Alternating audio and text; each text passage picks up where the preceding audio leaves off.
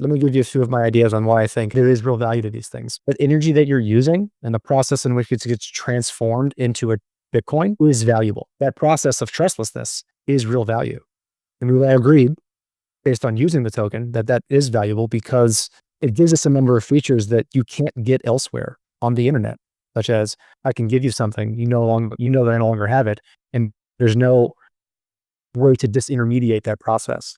What's also done through that efficiency of me giving you something on the internet without having anybody care about it, has replaced the entire financial infrastructure that we have in place in tracking finance, routing tokens, making sure people who are who they say they are, making sure that their balances are in account, the entire international infrastructure for moving things and those inefficiencies. It's replaced all of it. God, doesn't need it. We don't need it.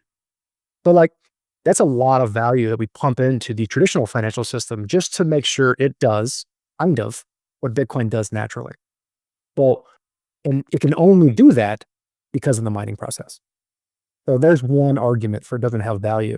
We've created something in a way that allows us to throw away a lot of what we've put a lot of money into in the traditional financial ecosystem. Those are real efficiency gains.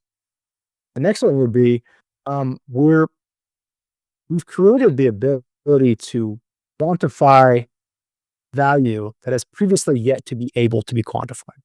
There's a lot of value in attention and social ideals that a group of people will come together on. And the token of that community is representation of all those values, the value system that they have. Ostensibly, if I build an application that has a token with it and it gets popular and people use it, Mm-hmm.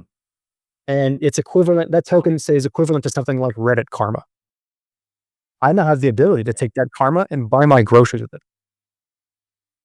We couldn't do that beforehand because we couldn't say that your karma is unique and scarce, and provably unique and scarce. But now we have a way to quantify this and show that there's only a certain amount of it. And the value of it is associated with however it gets used. And the fact that I can take it out and buy my groceries or pay my bills with it makes it real, right?